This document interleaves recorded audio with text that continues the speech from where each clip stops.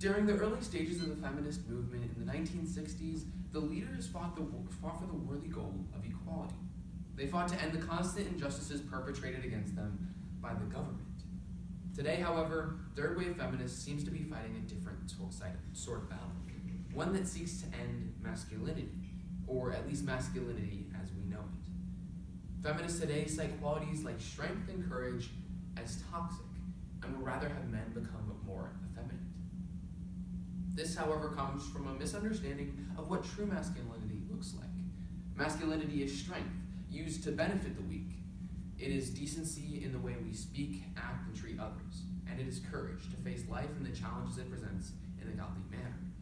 Theodore Roosevelt, in his speech, Strength and Decency, delivered to the Society of the Holy Name, outlines masculinity, and the ideal form, one that is not toxic. He presents masculinity in a way that preserves the innate differences between men and women, while not turning them into complete opposites. When men follow the principles he outlines, not only can they benefit the society in which they are living, but they can also set an example for those younger than themselves to do the same, to embody the same strength and decency they so aptly portrayed. Strength and Decency by Theodore Roosevelt, delivered on August 16, 1903. I am particularly glad to see such a society as this flourishing as your society has flourished, because the future welfare of our nation depends upon the way in which we can combine in our men, and in our young men, decency and strength. Just this morning, while attending a service on the great battleship Kearsarge, I had listened to a sermon addressed to the officers and enlisted men of the Navy, in which the central thought was that each American must be a good man, or he could not be a good citizen. And one of the things dwelt upon in the sermon was the fact that a man must be clean of mouth, as well as clean of life, must show by his words as well as by his actions his fealty to the Almighty, if he is to be what we have a right to expect from men wearing the national uniform. We have good scriptural authority for the statement that it is not what goes into a man's mouth, but what goes out of it that counts. I am not addressing weaklings, or I should not take the time to come here. I'm addressing the strong, vigorous men engaged in the active hard work of life. And life, to be worth living, must be a life of activity and hard work. I'm addressing the strong, vigorous men engaged in the active hard work of life, and therefore to the men who will count for good or for evil. It is particularly incumbent upon you who have strength to set an example for those younger. I ask you to remember that you cannot retain your self-respect if you are loose and foul of tongue, that a man who is to lead a clean and honorable life must inevitably suffer if his speech likewise is not clean and honorable. Every man here knows the temptations that beset all of us in this world, and at times any man will slip. I do not expect perfection, but I do expect a genuine and sincere effort towards being decent and cleanly in thought, word, and deed. As I said at the outset, I hail the work of this society as typifying one of those forces which tends to the betterment and uplifting of our social system. Our whole effort should be towards combining the strong qualities with those qualities we term virtues. Now I ask you to be strong. I would not respect you if you were not. I do not want to see Christianity professed only by weaklings. Rather, I want to see a spirit moving among men of strength. Now, I do not expect you to lose 1 ounce of your strength or courage by being decent.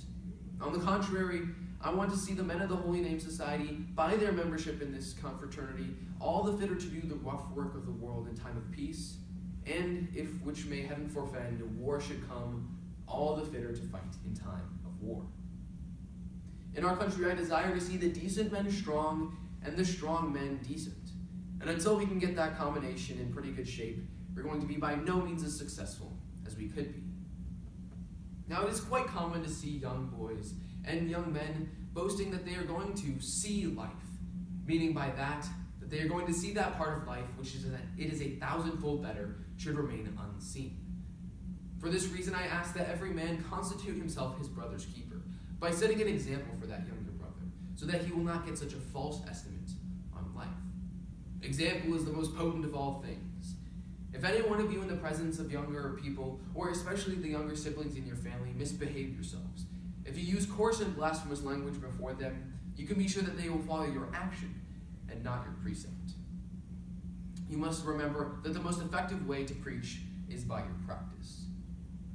As I was driving up here, a friend who was with me informed me that in his experience, the boy that went into life with a foul tongue was apt so to go because of his kinfolk, at least his inmost associates themselves having foul tongues. The father, the elder brothers, the friends, can do much towards ensuring that men, boys as they grow into men, become clean and honorable men. Now I expect you not only to be decent, but also to be strong. These boys will not admire virtue of a merely anemic type. They believe in courage and in manliness. They believe in the quality of being brave, the quality of facing life as it should be faced, the quality that must stand at the bedrock of good citizenship, in peace or in war. If you are to be effective Christians, you must possess strength and courage, or your example will count for little among the young, who admire strength and courage. Now I want to see every man here able to do a man's work in the world, and one that will not allow imposition to be practiced upon him. I want to see every man here too strong of spirit to submit to wrong, and also ashamed to do wrong to others. I want to see every man able to do the rough work of to endure the actual work of rough work outside, and at home, a good man, unselfish in dealing with his wife or mother or children.